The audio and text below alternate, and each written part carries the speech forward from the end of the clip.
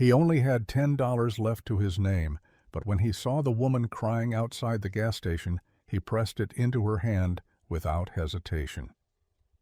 By sunrise, a roar of engines shook the sky, and a private jet landed in the empty field behind his rundown house. Before we dive in, let me ask you something. Where in the world are you watching from right now? Drop it in the comments below, and don't forget to hit that subscribe button, because tomorrow's story is one you will not want to miss. Jack Milner coasted into the gas station on fumes, the car sputtering like it was ready to quit before he even reached the pump. He turned off the engine, leaned his forehead against the steering wheel, and let out a heavy breath. His tank was nearly empty, but his wallet was emptier, and the weight of that truth pressed harder than the ache in his chest. $10, that was all he had left, folded into a corner of the leather wallet that had seen better days. 6 long days until the next paycheck, and even that check was already gone in his mind. Rent overdue, utilities threatening shutoff, Caleb's sneakers worn through at the toes, Emma's pencil case running on scraps. He sat there for a moment staring at the bill, the edges frayed from being pulled out and put back too many times. $10. It wasn't enough for gas and groceries, not enough for a week's survival, but it was all he had. He tried to do the math in his head, bending reality until it hurt. But no numbers came that could turn scarcity into sufficiency. That was when he noticed her. She sat on the curb by the far pump, knees pulled tight to her chest, face hidden behind trembling hands. The glow of her hazard lights blinked against the dark pavement, casting her in an orange rhythm that made the whole scene feel urgent, broken. Her car stood abandoned a few feet away, hood streaked with road dust, tank clearly dry. She wasn't moving, wasn't calling anyone, just sitting there as though the weight of the world had finally pushed her down. Jack knew that feeling. He had lived in it for years, worn it like a second skin. The posture of someone beaten down by life until even lifting their head felt too heavy. He had hunched outside hospitals with bills in his pocket he couldn't pay, leaned against walls outside loan offices where hope went to die, sat in the silence of an empty house wondering how he was going to keep the lights on for 2 kids who deserved more. He knew exactly what that woman's shaking shoulders meant. His first instinct was to look away. Survival told him to keep his head down, protect what little he had, and not get dragged into storms that didn't belong to him. $10 wasn't charity, it was survival for his family, but something stronger cut through the noise. A memory, a voice, his late wife's laugh, echoing in his mind. She used to say, "Jack, kindness doesn't wait until it's convenient. It shows up when you're scared it can't." He pushed open the car door, boots scraping against cracked concrete as he walked toward her. Every step felt heavier than it should have, like the ground itself was trying to pull him back. His hand clenched the wallet in his pocket, thumb brushing the edge of the bill, reminding him how much he couldn't afford this. But when he drew closer and heard her quiet sobs, saw her body folding tighter, like she could disappear if she just made herself small enough, he knew there wasn't a choice left to make. "Ma'am?" His voice was low, careful. She lifted her head, eyes red and glassy, mascara streaked across her cheeks. For a moment she just blinked at him, as if she wasn't used to anyone noticing her at all. Jack didn't give her a chance to speak. He pulled out the crumpled bill, placed it in her hand, and gently closed her fingers around it. She shook her head. I can't take this." "It's not much," Jack said softly, "but maybe it's enough for tonight." Her lips trembled. Why would you give this to me?" Jack paused, his hand resting on the chipped door of his car. He didn't turn around. "Because sometimes," he said, "we give what we wish someone had given us." Then he slid into the driver's seat, started the engine, and pulled away before doubt could catch up. Behind him, the woman sat frozen, staring at the bill in her hand like it wasn't real. The hazard lights still blinked, but now the rhythm felt different, less like an alarm and more like a heartbeat. Her tears hadn't stopped, but they had shifted, no longer just despair, but something softer, like the fragile start of hope. Jack didn't see it. He only knew that his wallet was empty, his gas tank barely filled, and yet his chest felt lighter than it had in years. $10 gone, but in its place, something he couldn't quite name. Sometimes $10 was enough to change everything. The woman blinked at the crumpled bill in her palm, her fingers trembling as if it were something fragile, a relic from another life. "Why would you do this?" she whispered, her voice so thin it could have been mistaken for the wind rustling through the half-broken flag above the gas station. Jack gave the smallest shrug, the kind of gesture that wasn't meant to be remembered. "Because sometimes people need more than we think they do," he said simply. He didn't mention that it was all he had left, didn't tell her about Caleb's sneakers that split at the seams when he ran, or Emma's quiet, persistent questions about why other families ate out while they clipped coupons and stretched soup with water. He didn't tell her how many nights he'd skipped his own dinner so the kids could have seconds. Her hand shook as she tried to push the bill back into his. "Please," she said, her voice cracking. "I can't." But Jack reached out, firm but gentle, curling her fingers around it until her knuckles whitened. "Keep it," he said. There was no grand speech, no flourish, no attempt to make it seem noble. Just a man with tired eyes handing away the last piece of paper that stood between him and hunger, because sometimes the heart argues louder than reason. He turned and walked back to his car, boots heavy against the concrete. The air smelled of oil and cold rain, the overhead lights buzzing faintly like insects stuck in glass. She sat frozen on the curb, staring at his back, at the slump of his shoulders and the way he carried himself as though the world had already asked more of him than he had to give. Her chest tightened. She wasn't used to this. Kindness without a transaction, help without a condition. In her world, generosity was a tool, a bargaining chip, a move in a game where everything came with strings. She had spent years surrounded by people who smiled with their mouths and calculated with their eyes. And here was this man, clothes worn thin, boots muddy, hair unkempt from long hours and little rest, giving away what looked like his last thread of security as if it were the most natural thing in the world. She wanted to call after him, to ask his name, to understand why anyone would do such a thing. But her throat closed, and all she could do was watch as he opened his car door, slid behind the wheel, and drove off into the night. The taillights glowed faintly against the dark road, twin embers vanishing into the horizon. The bill in her hand felt heavier than money should. She stared at it, eyes blurring, the numbers swimming before her until they meant nothing. Her reflection in the gas station window caught her off guard, hair disheveled, mascara streaked down her cheeks, eyes red-rimmed and shining. She looked like a ghost of herself, but in her hand, pressed there by a stranger who had nothing, was proof that maybe she wasn't invisible. Maybe someone still saw her. For the first time in months, the tears that ran down her cheeks weren't just despair. They were something else, something raw and unfamiliar. Gratitude, confusion, a trembling hope she hadn't let herself feel in a long time. Jack drove home in silence, headlights cutting through the dark stretch of empty road.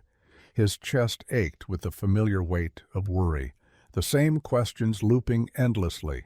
What now? How to stretch nothing into enough? How to keep his kids from seeing the truth written on his tired face?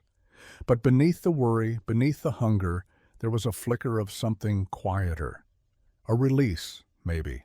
A reminder that giving wasn't always about what it cost, but about what it left behind. He had no way of knowing that the woman he had helped wasn't ordinary at all. That she carried a name that could open doors Jack had never dared to knock on. That his small act of compassion, born from scarcity, had set something massive in motion. To Jack, it was just $10. To her, it was the first honest gesture she'd received in years. And though neither of them knew it yet, the moment would not be forgotten. It would ripple outward, changing both their lives in ways that felt impossible on a quiet night at a forgotten gas station. The farmhouse Jack rented was more draft than shelter, its walls thin enough that the wind, seemed to whistle straight through. Every corner creaked when the night pressed in, and the pipes clattered like they resented the work of keeping the place even a little warm. The heater coughed to life, then groaned back into silence, leaving the rooms dipped in a chill that made every breath visible. Jack walked into the kitchen, opened the fridge, and stared at the half-empty shelves. A carton of eggs, a jug of milk with a fading expiration date, a jar of mustard, and not much else. He closed it quickly, as if shutting the door might erase the truth. Emma's small footsteps padded across the hallway, her hair a mess of tangled curls, a blanket wrapped around her shoulders like a cape. "Is there any hot cocoa left?" she asked, her eyes hopeful, in a way that broke him every time. Jack knelt, kissed her forehead, and tucked the blanket tighter around her shoulders. "Not tonight, sweetheart. Tomorrow we'll make some. Tomorrow. Always tomorrow." The word had become his shield, a promise he never knew if he could keep. He walked her back to her room, smoothing her curls as she slid beneath the worn quilt.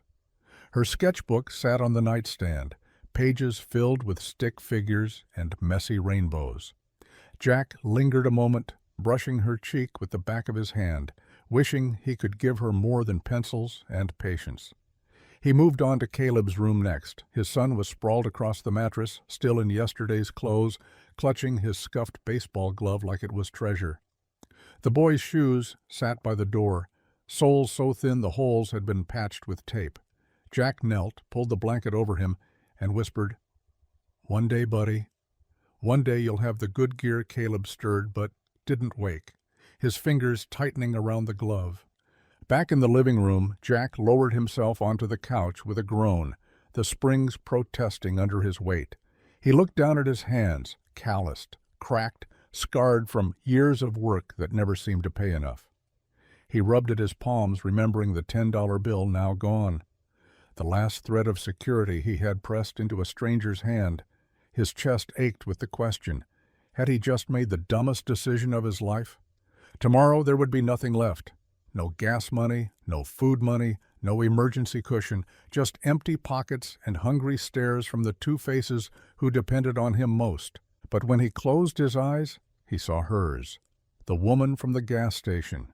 Not her tears or the desperation in her posture, but the moment when she'd looked at him like she couldn't believe what he'd done. Surprise, gratitude, something softer too, maybe hope, like someone had reminded her the world wasn't entirely cruel. That look clung to him like warmth in a cold room. For a man who had lived invisible for so long, it mattered that someone had seen him not as a janitor, not as a struggling single dad, but simply as a human who chose to care. He leaned back, staring at the ceiling where water stains bloomed like continents on a map.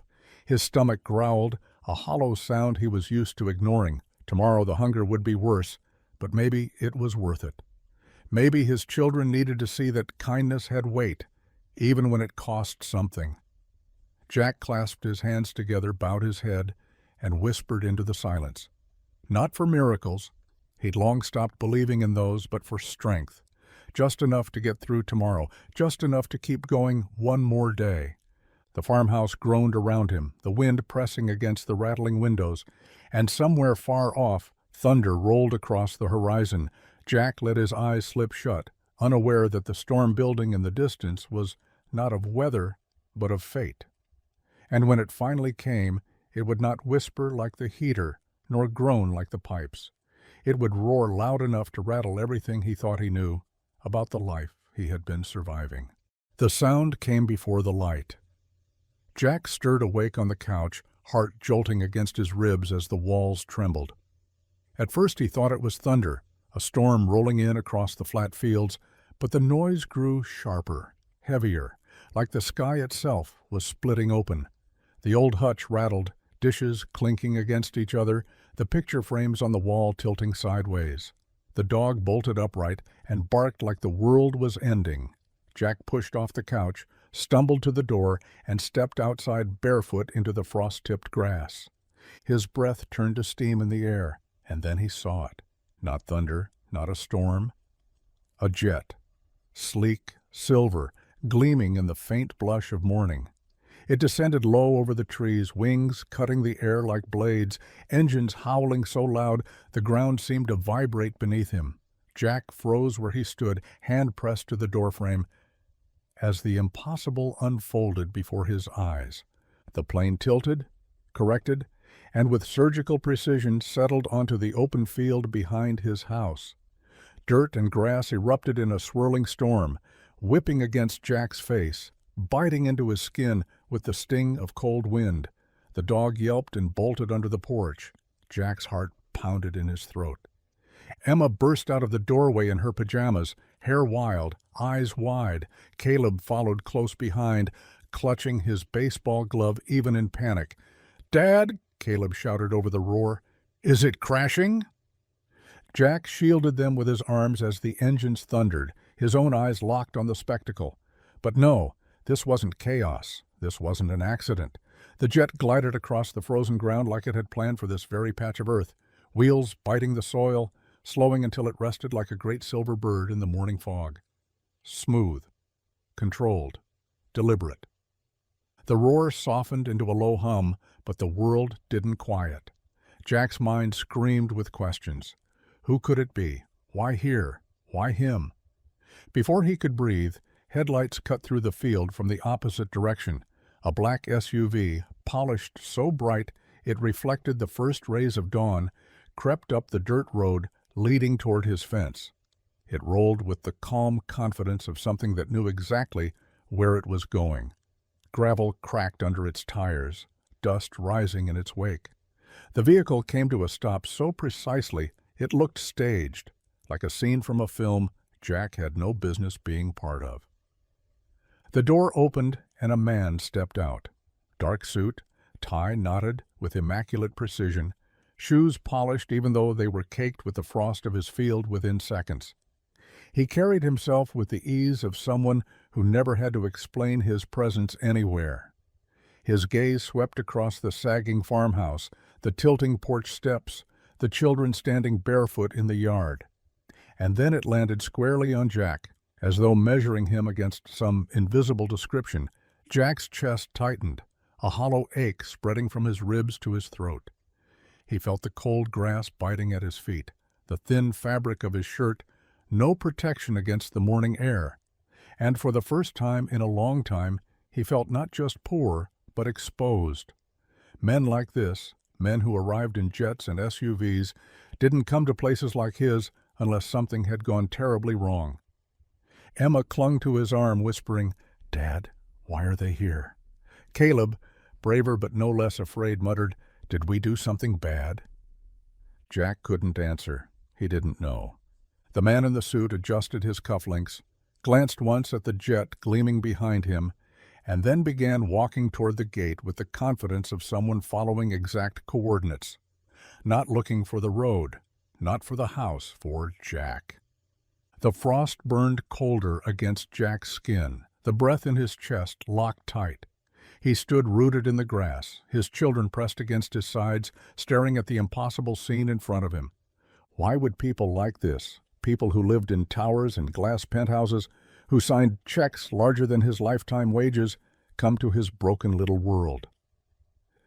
The man closed the distance with the measured pace of someone who had never once been uncertain of his welcome. His coat was tailored, his shoes spotless despite the frost that clung to the field, his posture crisp as a line drawn with a ruler. He stopped just beyond the old fence and spoke with a voice that carried not only authority but expectation. "Jack Milner?" Jack's throat went dry. He hadn't heard his full name spoken that way in years, not with formality, not with weight. He straightened instinctively, though his bare feet pressed into the frozen ground and his shirt clung to him with cold. "Who's asking?" he managed. The man's expression didn't shift. His face was carved from marble, unbothered by doubt or the early morning chill. "I represent Miss Ward." The name dropped between them like a stone breaking the surface of still water. Jack blinked, heart stumbling in his chest. Ward. The sound dragged him back to the night before, to the gas station, to the woman curled on the curb with her cracked phone pressed to her ear. He remembered the fragments of her broken whispers, the way she'd said that name as though clinging to it, Ward, like it was both a lifeline and a weight. He hadn't thought much of it then. Names were names. Strangers carried them like shadows, but this one wasn't a shadow. The Ward family was known even in towns that didn't have billboards. Their empire was stamped across skyscrapers, threaded through investment firms, whispered about in politics. They were the kind of people whose decisions shifted economies, whose signatures bent laws. Jack's mind reeled with the impossible connection between the shivering stranger at the gas station and the empire her name carried. His hand moved without thought, tightening protectively on Caleb's small shoulder. Emma pressed closer against his side, her eyes wide and glassy with a fear she didn't yet understand. She looked up at him as if he should have answers, as if her father had the strength to face down the impossible world arriving at their fence line. Jack wished he did. The man continued, his tone polite but edged with inevitability. "She requests your presence." Immediately. Jack shook his head, words tumbling out before reason could catch them. There must be some mistake. His voice cracked at the edges, thin against the hum of the jet behind them. But even as he said it, he knew there wasn't. He had felt it in the way she'd looked at him, that woman on the curb with mascara streaked and eyes hollowed from something deeper than exhaustion, the way she had clutched that $10 bill as though it weren't paper at all, but something heavier, something that carried weight beyond its worth. The gratitude in her face hadn't been small, hadn't been casual. It had been the kind that lived in people who weren't used to being given anything without strings. Jack's heart hammered against his ribs as if trying to break free. A billionaire's name in his front yard, a private jet in his field, a suited man speaking his name like it belonged in the same sentence as hers. It made no sense. He was a janitor, a single father barely surviving one day to the next. His world was rusted pipes, overdue bills, patched sneakers, and nights praying for just enough strength to keep his kids fed. And yet, deep down, he knew. There was no mistake. The stranger with the cracked phone and trembling hands wasn't just anyone. She was Ward. The air hung heavy with the truth of it, as if even the frost on the grass understood that everything had just shifted. Emma's fingers tightened around his arm. Caleb whispered, "Dad?" Jack swallowed hard, his voice low, steady only because it had to be. "It's all right, buddy." But the words were a promise he wasn't sure he could keep, because for the first time in years, Jack Milner wasn't invisible. He had been seen, and now he was being called. The SUV door opened with a smooth, deliberate click, and from the shadowed interior she stepped out. For a moment, Jack almost didn't recognize her. The woman he had seen last night at the gas station had been crumpled on a curb, mascara streaked, hands shaking, her body folded into itself like it was trying to disappear. But here she was now, standing tall, radiant, every detail precise, the dark coat tailored to her frame, her hair pinned neatly back, eyes sharp with an authority that made the air around her shift. She carried herself like she owned the ground she walked on, and maybe she did. Jack froze, caught between disbelief and unease. He felt Caleb press closer into his side, Emma's small hand tightening around his sleeve. The woman's gaze moved past the sagging porch, past the peeling paint of the farmhouse, and landed on him with a steady intensity that made him want to look away. But he didn't. He couldn't. "Mr. Milner," she said softly, though her voice carried like it had been trained to command boardrooms, "I wanted to thank you properly. Last night you gave me the last of what you had without hesitation. No one does that, not for a stranger." Jack's mouth opened, but the words stumbled out awkwardly. It wasn't much. He hated how small it sounded, like he was apologizing for something he hadn't meant to matter. She shook her head, a firmness in her movement that silenced the doubt. "It was everything," she replied. "That's why it mattered." The wind picked up, carrying the faint hum of the jet behind her, its engine still ticking as though waiting, patient but unyielding. She turned slightly, gesturing toward the silver bird that gleamed against the frost-dusted field. "I'd like you and your children to come with me. There's something I want you to see." The invitation didn't sound like an invitation. It sounded like inevitability. Jack's gut tightened, his stomach a knot of warning. Everything about this moment screamed that his life was about to shift in a way he couldn't control, maybe for the better, maybe for the worse. He thought of the empty fridge inside, the rattling heater, the bills stacked like bricks he could never climb over. He thought of the safety of anonymity, the quiet invisibility he had learned to live with. And he thought of this: jets landing in fields, strangers with power in their posture and secrets in their eyes. He started, then faltered. He didn't know what to say. Every instinct told him to protect his children from the unknown, to turn and shut the door, to pretend none of this was real. But then Emma tugged at his sleeve. "Dad," she whispered, eyes wide, not with fear but with something brighter. "Maybe this is the answer you prayed for." Her words stopped him cold. He looked down at her, at the hope sparking in her face, the same child who had learned too early how to live with less, who never asked for more than he could give, who carried her sketchbook like it was the only treasure she owned. And beside her, Caleb clutched his glove tighter, watching his father with quiet trust, waiting for the decision that would shape whatever came next. Jack drew in a long breath, the cold air burning his lungs. He looked back at the woman, this Miss Ward, whose presence seemed to bend the world around her. She was no stranger now, not really. She was someone who had seen him when no one else did, someone who was offering something. He didn't know what, but he knew he couldn't walk away without finding out, so he took a step forward. Not bold, not eager, just steady. The kind of step a man takes when he knows the ground is about to shift beneath him, but he's willing to walk into it anyway. And as the frost crunched under his bare feet, and his children followed close at his side, Jack Milner stepped into a story far larger than he could yet imagine. The air inside the jet was thick with quiet luxury, the kind that didn't need to announce itself because everything, every detail, every gleam, already spoke volumes. Jack had never seen anything like it. The leather seats were softer than any chair he had ever owned, stitched with precision so clean it looked unreal. A polished wood table gleamed under the soft lights, the grain smooth as glass. Crystal decanters rested in place, their contents catching the morning light and scattering it like fire across the cabin walls. Even the air smelled different, filtered, cool, with a faint hint of leather and citrus. Caleb couldn't help himself. He ran his small fingers over the armrest of his seat like he was touching buried treasure. His mouth hung open, as though even breathing in this world felt like a gift. Emma, quieter but no less awed, had her sketchbook open across her lap, her pencil moving quickly. She wanted to capture it, every sharp angle and elegant curve, as though proof on paper might keep it from vanishing when they woke up. Jack, though, sat rigid.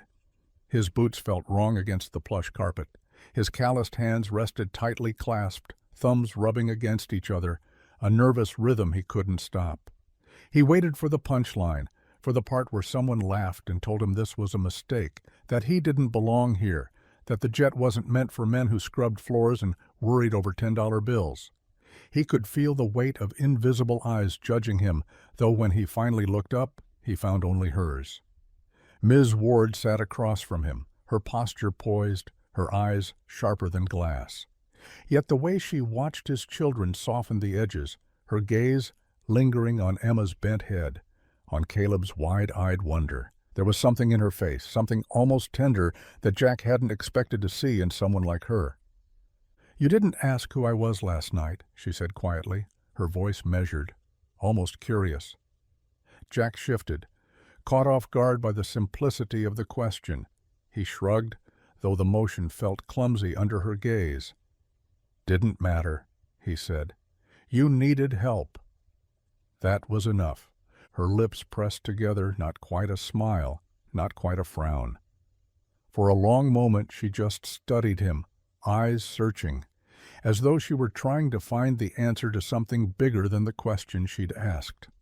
Something unreadable flickered there, quick as lightning, but heavy with meaning. Finally, she leaned forward, resting her elbows lightly on the polished table.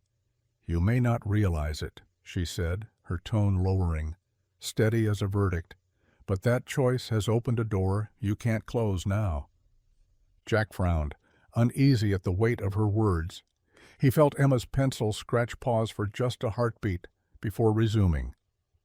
Caleb looked up from his seat, curious, but Jack kept his gaze locked on Ms. Ward. "What door?"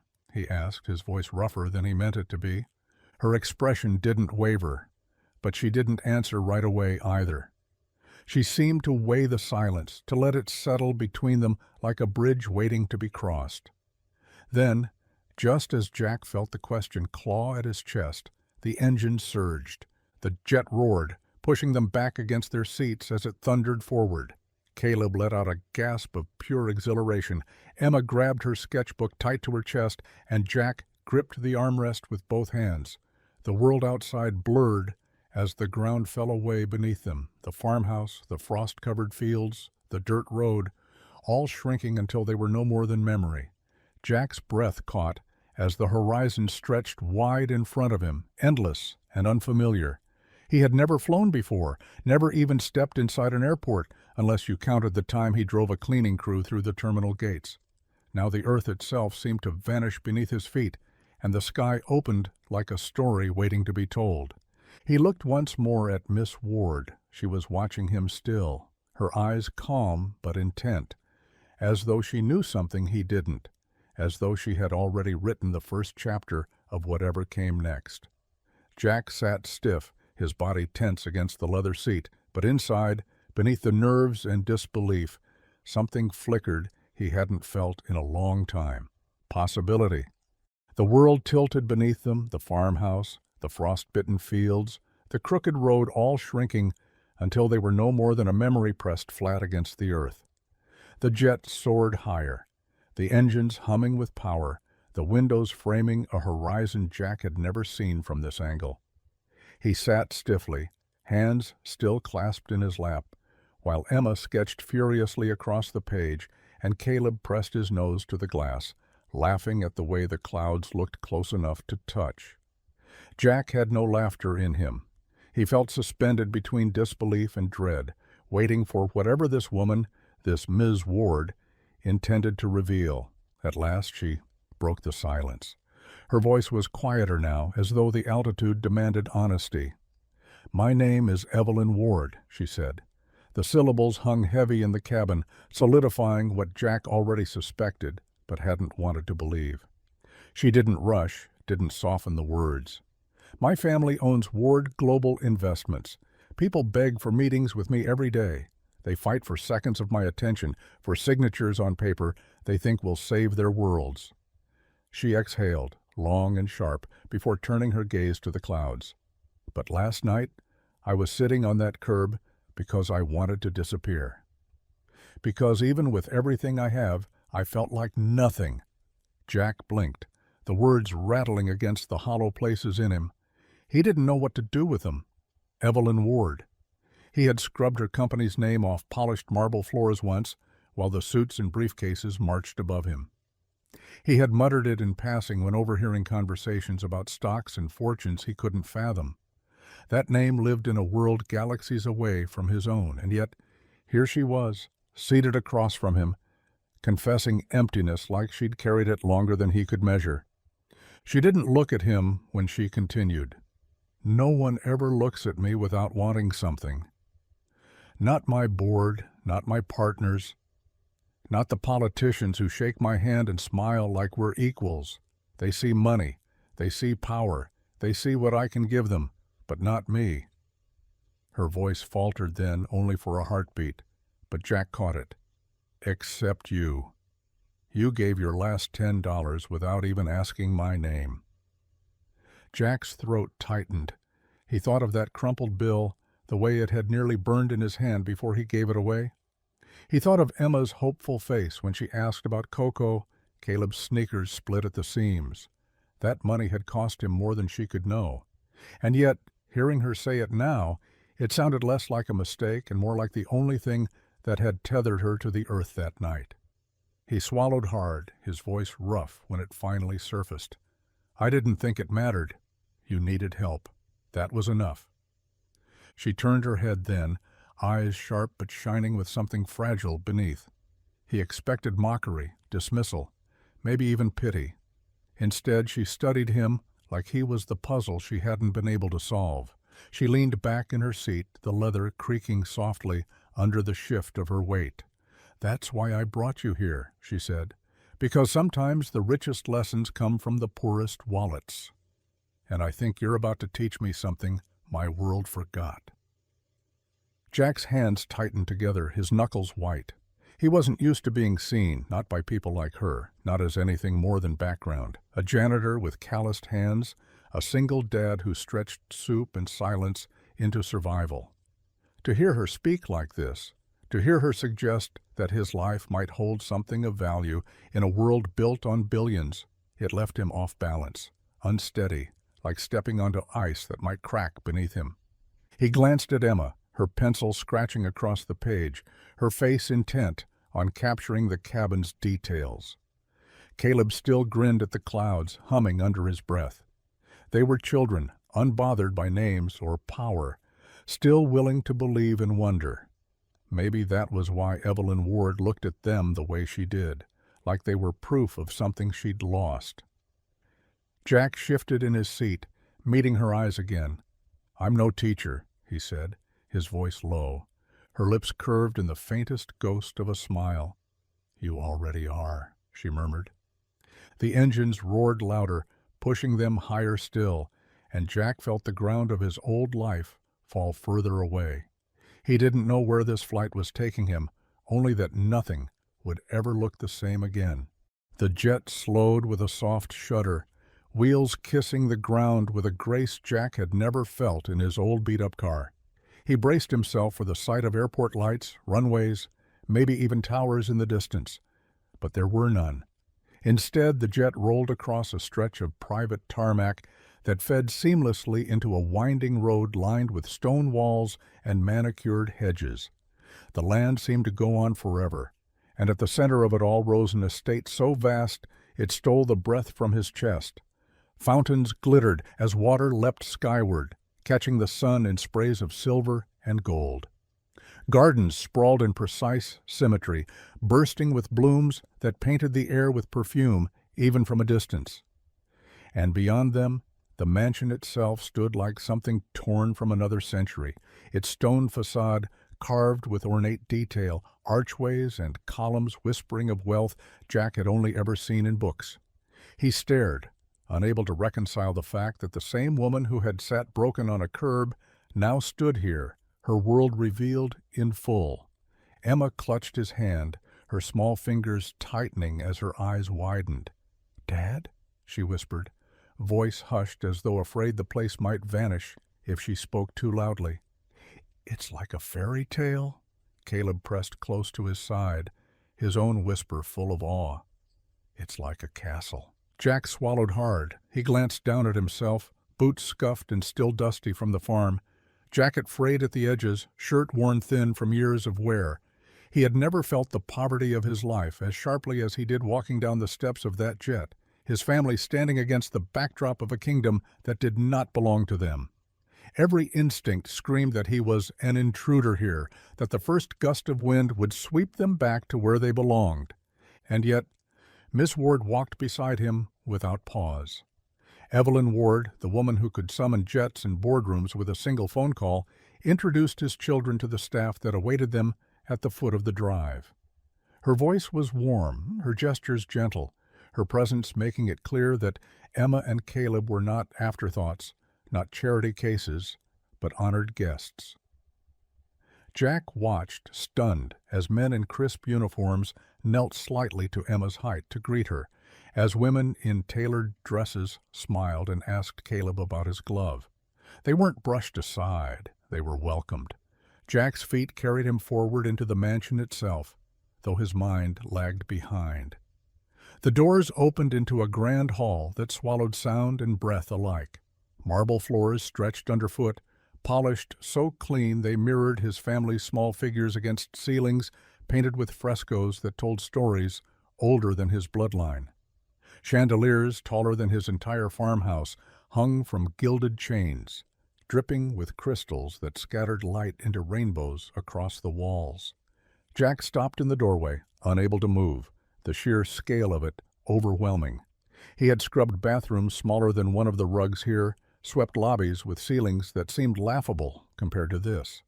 His children gaped, their mouths open in wonder, their small sneakers squeaking faintly against marble that had once felt the weight of royalty. And there, in the echo of his own disbelief, something unexpected rose in Jack. He felt small, yes, but not invisible. For the first time in years, he wasn't hidden in shadows, wasn't just the man people passed without seeing. Evelyn Ward had brought him here, had walked beside him, had looked at his children not with pity, but with recognition. Jack's breath caught, chest tight with the weight of it all. He had never felt so out of place, and yet, somehow, he had never felt so seen. The dining room glowed with a kind of elegance Jack had only ever glimpsed through the glass of store windows at Christmas. A chandelier dripped gold light down onto the table that stretched farther than his entire living room. The polished surface gleamed beneath a spread of silver cutlery and porcelain plates rimmed in gold. Crystal glasses sparkled beside folded linen napkins so precisely placed it felt like a performance more than a meal. Jack tried not to stare, but his eyes betrayed him, catching on every detail that spoke of a life so far removed from his own, it might as well have been another planet. Emma slipped into her seat carefully, as though she might break something by moving too quickly. Her sketchbook rested on the chair beside her, never far from her reach. Caleb leaned forward wide-eyed and whispered, "Do we eat it or just look at it?" His voice trembled between awe and mischief. Jack chuckled under his breath, though his own hands weren't steady. He had lived his entire life in scarcity. Meals were measured, stretched, patched together with creativity and prayer. He had gotten used to saying sorry when plates were thin, used to eating less so his kids could have more. This abundance that spilled across the table felt like too much, like something meant for someone else. Platters were carried in by silent staff, each dish more elaborate than the last. Salmon glazed to perfection, roasted vegetables arranged like bouquets, pastries stacked in delicate spirals that looked more like art than food. Jack swallowed hard as the scent of butter and herbs drifted across the table. His stomach growled, but shame prickled at the back of his neck. He had never felt hunger and hesitation at the same time before. Across the table, Evelyn Ward lifted her glass. Her presence drew the room to stillness without effort. She didn't need to command attention, she simply had it. Her gaze swept the table, but when it landed on Jack, it stayed. "To unexpected teachers," she said, her voice smooth but steady, carrying an undercurrent of something that mattered. The clinking of glasses followed, but Jack froze, heat rushing to his face. His fingers tightened around the stem of his glass, afraid he might drop it. He cleared his throat, so uncomfortable beneath the weight of her words. "I'm no teacher," he muttered, eyes dropping to his plate. "I'm just a dad doing his best." A faint smile touched her lips, small but sharp enough to cut through the room. "Exactly," she said simply. Silence fell, not awkward but heavy, like a blanket that demanded to be felt. Even the clink of forks against plates seemed to pause for that beat. The words lingered, stretching longer than a toast should, until everyone at the table seemed to sense the truth beneath them. It wasn't about money or status, not about chandeliers or gold-rimmed china. It was about a man who had given away his last $10 and never thought it was enough to matter. Jack shifted in his chair, wishing the floor would creak or someone would cough, anything to break the weight of her gaze. He didn't know what to do with recognition. He had spent years invisible, surviving in the background, and now every eye seemed to see him. Emma glanced at him shyly, then smiled, small and certain, like she understood what he couldn't say. Caleb finally picked up his fork, nudging his father's elbow with a grin that asked silently for permission to begin. Jack nodded, his throat tight, and they both dug in with the joy only children could summon in the face of wonder. Jack lifted his own fork slowly, tasting the food as though it might vanish if he wasn't careful. The salmon melted like butter, the vegetables bursting with flavors he had no names for. And yet, even as his hunger eased, he couldn't shake the feeling that something larger than food was being served here. He glanced across the table again, meeting Evelyn's eyes. She didn't look away. The chandelier light caught in the crystal of her glass, casting fragments across her face, but her expression was steady, grounded. For a moment Jack felt like he was the only other person in the room. The conversation picked back up around them, laughter and voices filling the silence that had briefly claimed the table. But the echo of her words clung to Jack's chest. Unexpected teachers. He didn't know what lesson she thought he carried. He only knew he had given a stranger $10 because it was the right thing to do, and now he was sitting at a table that didn't belong to him, eating food he'd never dreamed of, wondering how far a single choice could ripple. For the first time in years, Jack wasn't apologizing for not having enough. He was simply present, and in that moment he realized presence might be the only lesson worth teaching at all. The library was quieter than the rest of the mansion, quieter even than the dining room after the last of the dishes had been cleared away. The walls were lined with shelves that reached up toward a ceiling Jack could barely see, books pressed close together in rows that smelled of leather and dust, of time and permanence. The glow of a single lamp warmed the heavy wood desk between them, casting shadows that made the room feel more intimate, less like a palace and more like a place where secrets could live.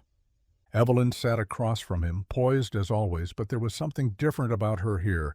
Away from the eyes of staff and guests, her shoulders seemed less rigid, her expression less polished.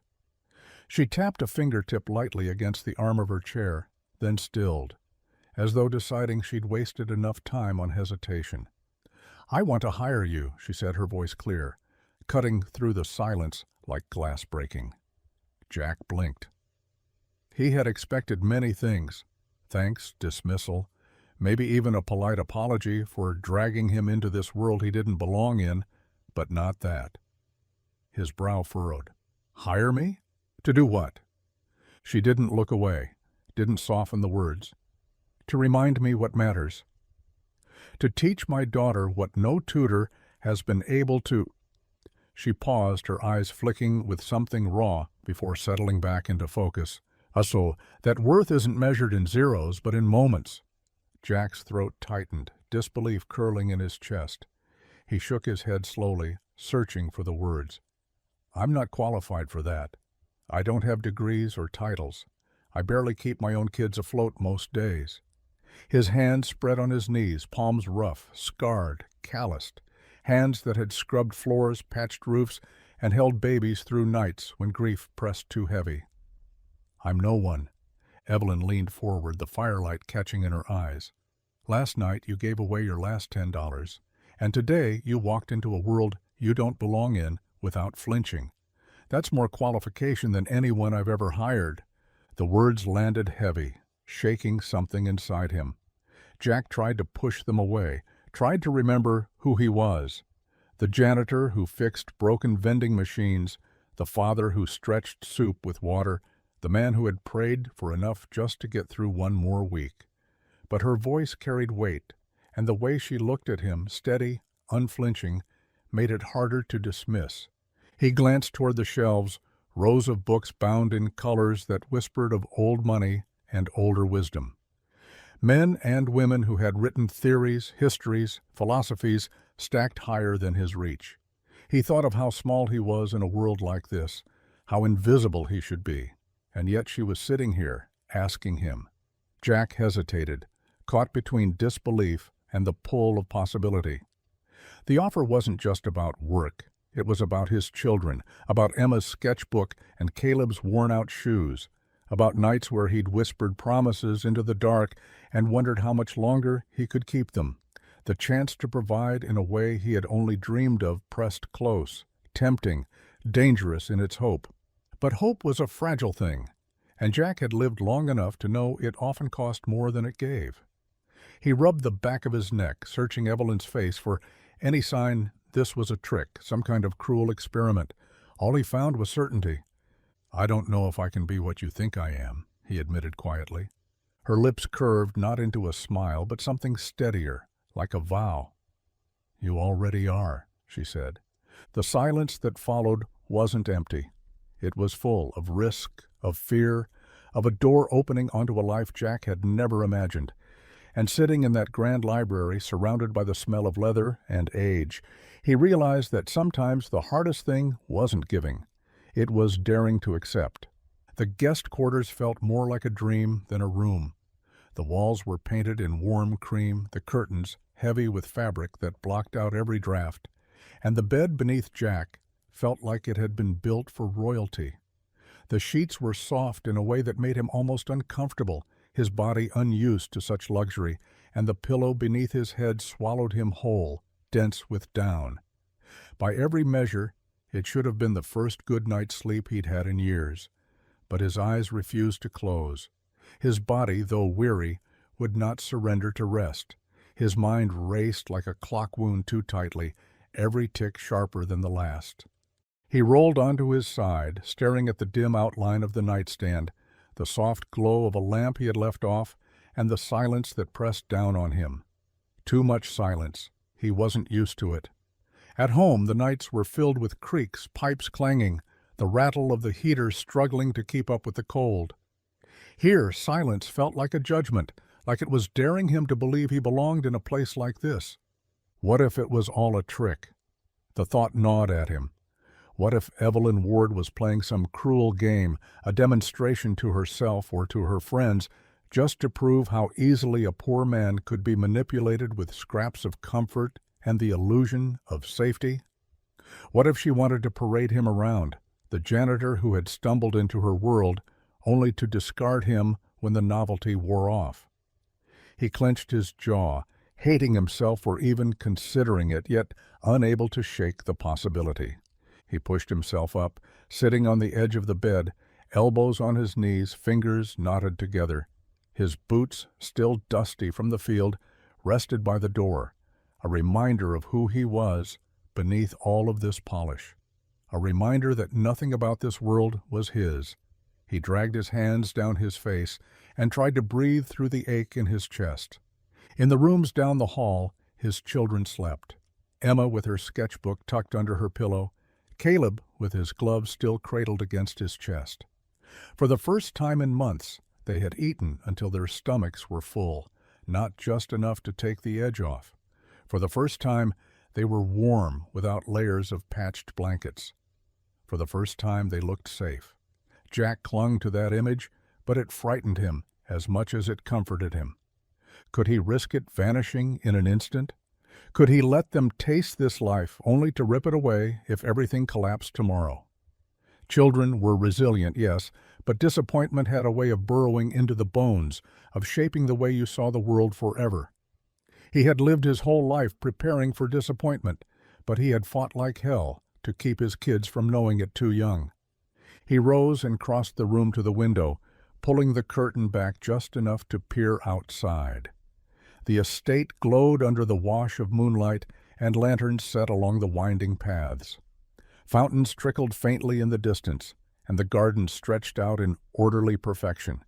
It looked like something painted rather than real, too composed, too untouched by struggle. Jack pressed his forehead lightly to the glass, the cold grounding him as his breath fogged the pain. "Don't let me be a fool," he whispered, his voice breaking into the stillness. "Don't let me lead them into more disappointment." He wasn't sure if God still listened, wasn't sure if anyone did. But the words slipped out anyway, desperate and raw, a prayer formed from fear more than faith. Behind him, the bed waited, soft and inviting, but Jack didn't move. He stood there at the window, a man caught between the life he knew and the life being offered, afraid of both in equal measure. And in the stillness of that night, with silence pressing against his ribs, he realized the cruelest thing wasn't hunger or exhaustion. It was hope, and how much it could cost. Morning light poured through tall windows and stretched across the floors like liquid gold. The estate, which had loomed so severe the night before, seemed softer in the sun, its gardens blooming with colors Jack's children had only seen in picture books. He stepped outside with Evelyn, gravel crunching beneath their feet as they walked along a path lined with roses that seemed impossibly perfect. At her side, a girl lingered, a quiet shadow with wary eyes. She trailed behind her mother, small hands clasped together, her gaze darting toward Jack and then away, as if she feared even being noticed. "She doesn't trust people," Evelyn admitted quietly, glancing at her daughter before looking straight ahead. Her tone carried no bitterness, only exhaustion. "Too many see her as an extension of my name, not as herself. She's learned to stay hidden because it's safer that way." Jack slowed, letting the child's hesitant steps catch up with his. When she hovered just close enough, he bent down until his eyes met hers. He saw the way she flinched at the sudden attention, the way her breath caught as though she was bracing herself for judgment. Instead, Jack smiled gently. "That's okay," he said, his voice low and even, the kind of voice he used with Emma after bad dreams. "Trust doesn't come all at once. It comes in little pieces." She blinked at him, uncertain, as though trying to decipher whether this was another line, another empty gesture. Jack reached into his pocket and pulled out an old coin, worn smooth at the edges. He balanced it on his knuckle, tilting his hand so it caught the morning light. "Want to try?" he asked, his tone casual, unpressured. For a moment she hesitated, frozen in the space between fear and curiosity. Her lips parted, closed, then opened again. Finally she nodded, the movement so slight it might have been missed by anyone who wasn't watching closely. Jack placed the coin in her palm and showed her how to set it on her finger. "It's just about balance," he explained. "It wobbles at first, but if you keep steady, it finds its place." The girl concentrated, tongue peeking between her teeth, her small brow furrowed. The coin slipped once, twice, clattering against the stone path. Each time Jack picked it up, handed it back without a word, without frustration. On the third try, it stayed balanced for a full second before tipping.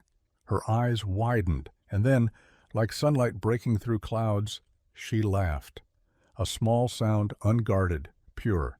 Evelyn stopped walking. She turned, stunned, her face softening, as if she'd heard something sacred.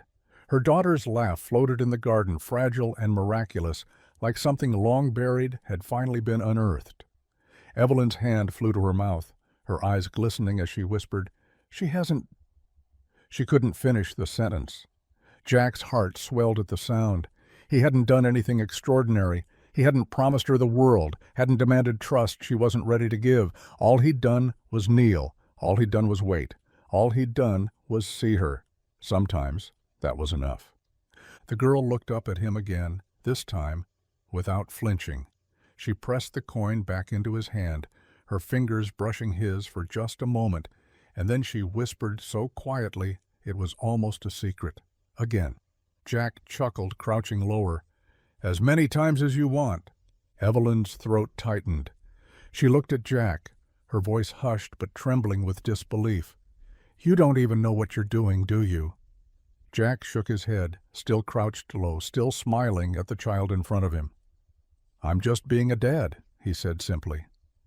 And in the silence that followed, Evelyn realized that was the very thing her daughter had been waiting for all along. Word spread faster than Jack ever thought possible. One night he was a man walking out of a gas station after giving away his last $10. The next he was splashed across tabloids and news feeds like some kind of anomaly. A single dad from nowhere, suddenly seen alongside Evelyn Ward, one of the wealthiest women in America. The story was too strange, too sharp of a contrast to ignore. Reporters swarmed the gates of her estate. their cameras flashing like lightning storms against the iron bars. Helicopters circled once, twice, until Evelyn's team had them chased away. Headlines screamed from every screen Jack happened to glance at. "Who is Jack Milner?" some asked, as though his very existence needed explanation. Others were crueler. Gold digger? Secret fiancé? Scandal? Hero? The speculation bent itself into 1,000 shapes, none of them resembling the man Jack saw in the mirror each morning. He hated it. He had spent years surviving in quiet, preferring the shadows, raising his children without the world watching. Now the spotlight felt like fire, exposing every frayed edge of his life, every patched shoe and overdue bill he thought he'd left behind. The first time it broke him was when Caleb came home from school, his face blotchy with tears. His son slammed the door and threw his backpack down with a force Jack had never seen from him. "They laughed at me," Caleb said, his voice cracking. "They said I'm just the janitor's son with a billionaire girlfriend. They said you're using her." His small shoulders shook with a rage and shame far too heavy for someone his age. Jack's heart twisted, guilt clawing its way up his throat. He knelt, tried to reach for Caleb's hand, but his son pulled away. "Why can't we just be normal?" Later that night, Jack confronted Evelyn. He found her in her study, papers spread across the desk, her phone buzzing endlessly with calls she ignored. He didn't knock. He simply stepped in, his voice tight with frustration. "This is ruining us." She looked up, unflinching. Her gaze met his and held steady, calm as stone. "Change is always loud at first," she said evenly. "But silence doesn't build futures, Jack. Courage does." Her words struck him, but they didn't soothe him. He wanted quiet, safety, anonymity. He wanted to go back to being no one, invisible, because at least invisibility didn't hurt his children. He pressed his palms against the desk, leaning close. "I didn't ask for this. I don't want headlines. I don't want my kids mocked because of me." Evelyn's voice softened then, but the firmness never left. "And yet you gave your last $10 to a stranger without hesitation. That was courage. That's what your children will remember. Not the names they're called, not the noise of people who don't know you. They'll remember the man who didn't flinch when it cost him everything." Jack didn't know if he believed her. The fire of the cameras outside the gates burned in his mind.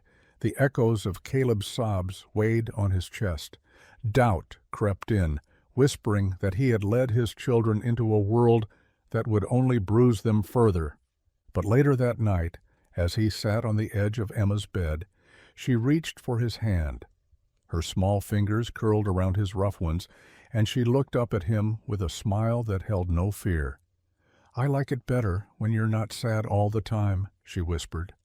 The words pierced through the noise, sharper than any headline, clearer than any camera flash. Jack sat there in the quiet of her room, the hum of the estate outside fading away, and realized maybe Evelyn was right. Silence had never built anything for him. Maybe courage was the only option left. Even if it was messy, even if it was loud, even if it hurt.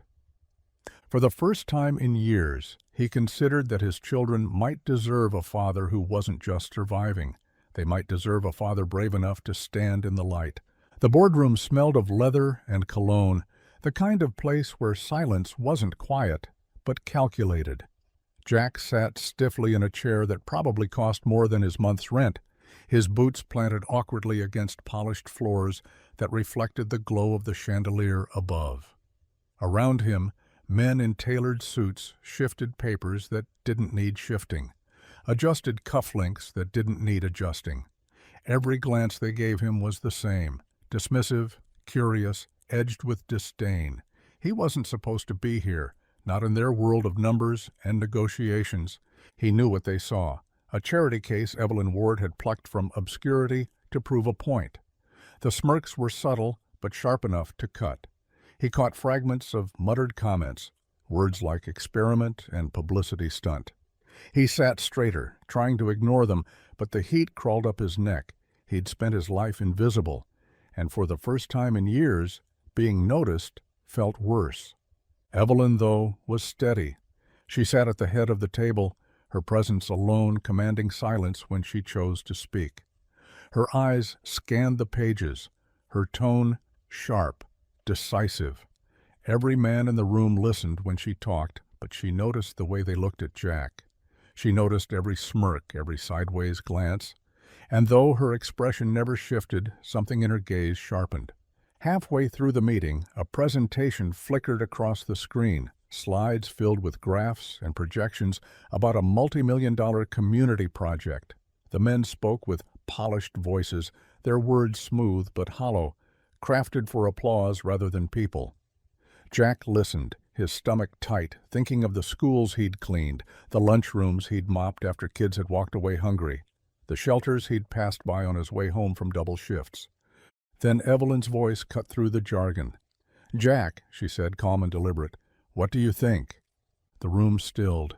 Every head turned toward him, eyes narrowing. He could feel the weight of their judgment pressing hard against his chest. His first instinct was to shrink, to wave it off, to say nothing. But Emma's voice echoed in his mind from the night before. "I like it better when you're not sad all the time." He cleared his throat, fingers tightening against the table. "If you want to know what people need," he began, his voice low but steady, "stop asking donors.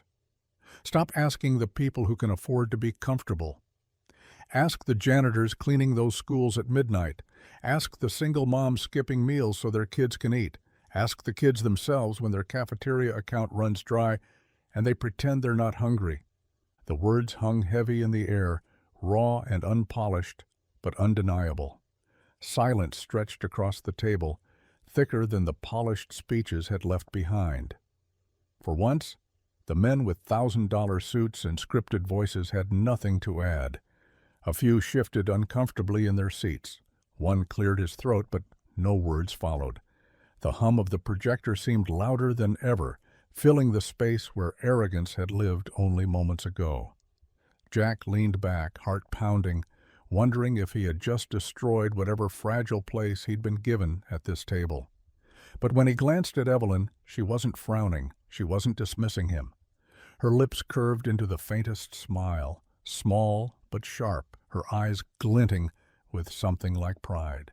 She didn't say anything more, not in that moment, but the silence she let linger spoke louder than applause. Later, when the meeting ended and the boardroom emptied of suits and polished shoes, Evelyn stepped beside him. "You shook them without even trying," she said softly, almost like a secret. Jack exhaled, his shoulders sagging with the weight of what he hadn't realized he'd been carrying. "I just told the truth," he muttered. "That's what makes it powerful," she replied. For the first time in a long time, Jack realized his voice wasn't as small as he had thought.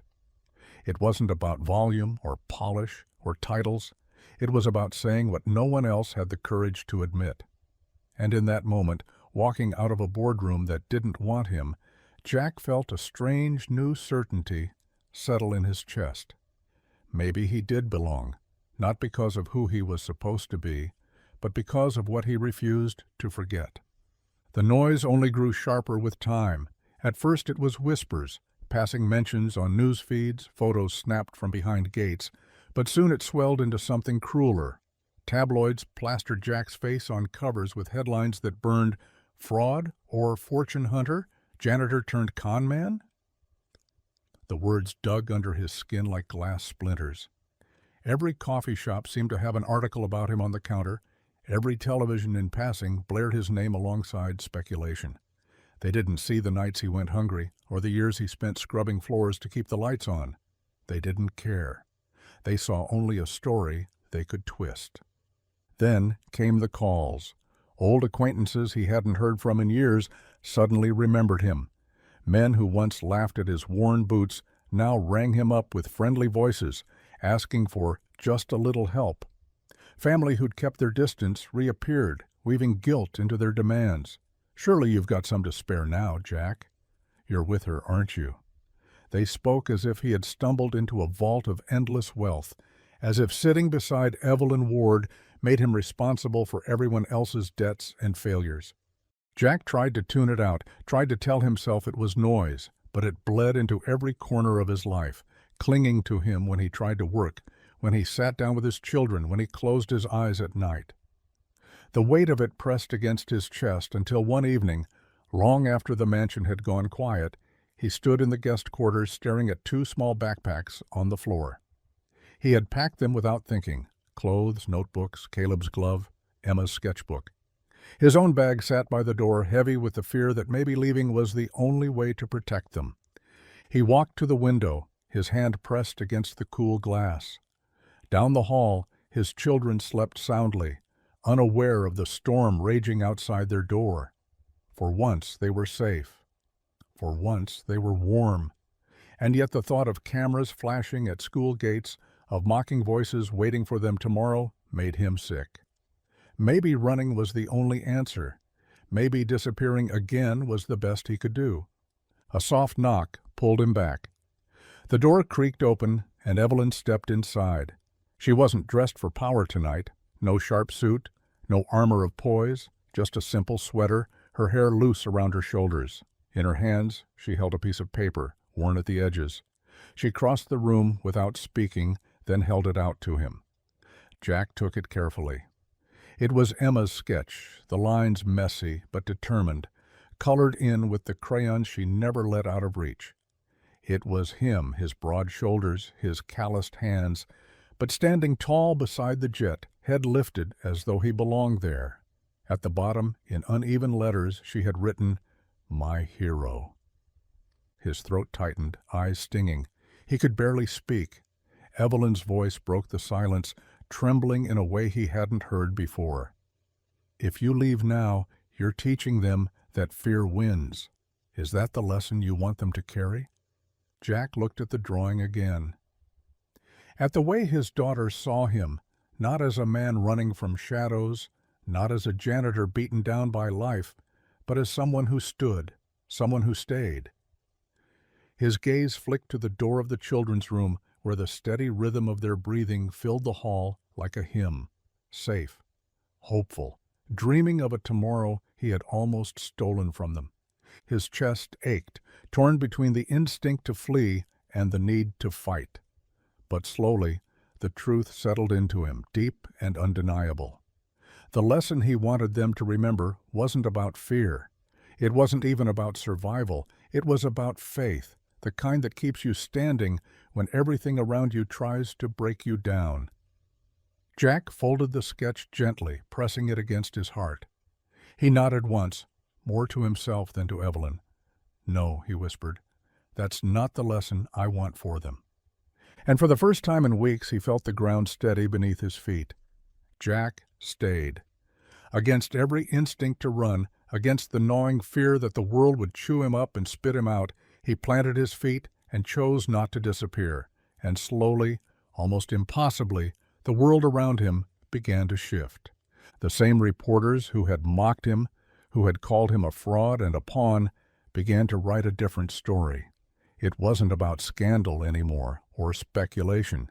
It was about a janitor who gave his last $10 to a stranger, and how that single act had opened a door into a life he never expected.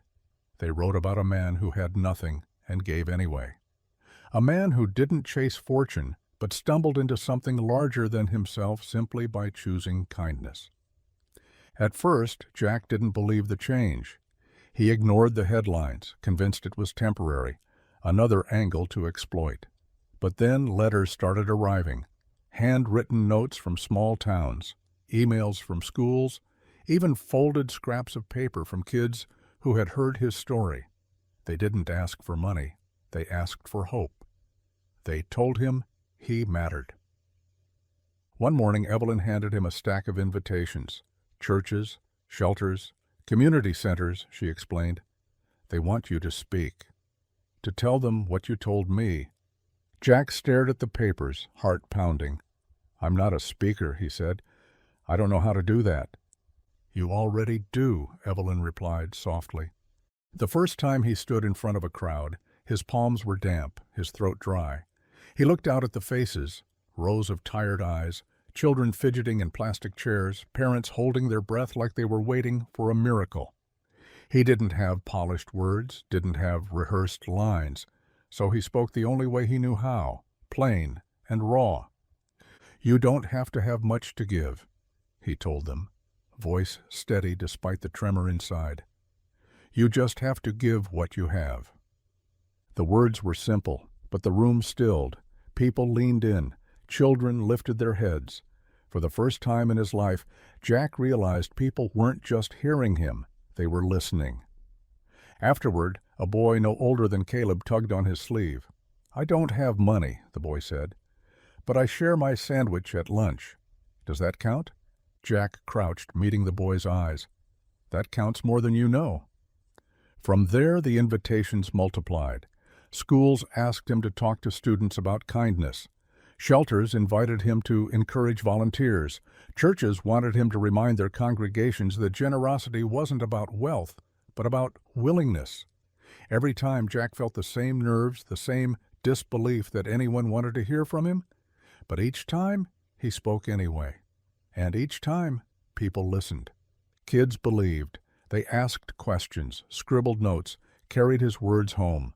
Parents thanked him for saying what they had tried to teach, but hadn't been able to make stick.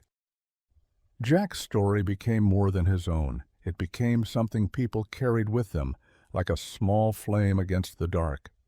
One evening, after a long day of speaking at a shelter, Jack returned to the mansion. Emma ran to him, waving a flyer she had saved from the event. His name was printed on it in bold letters. Guest speaker, Jack Milner. She grinned from ear to ear. "You're famous now, Dad?" Jack laughed softly, though his eyes stung. "Not famous," he said, pulling her close. "Just finally seen." And for the first time in years, he meant it. For the first time, Jack didn't feel invisible. He didn't feel like a shadow moving through the edges of the world, surviving without notice. He felt alive. It wasn't the mansion or the headlines or even the jet that had changed him. It was the people, the boy with the sandwich, the girl who wrote him a letter saying his story made her brave enough to stand up to bullies, the parents who whispered thanks with tears in their eyes. It was the realization that one small act, a crumpled bill pressed into a stranger's hand, had grown into something that made others believe again. And maybe, just maybe, it had made him believe again too. The fluorescent lights of the gas station buzzed overhead, just as they had that night months ago. The same cracked tiles lined the floor, the same smell of burnt coffee lingered near the counter, the same hum of the refrigerators filled the air. But everything felt different now. Jack stood a little taller, not because the world had handed him riches, but because he had stopped hiding from it.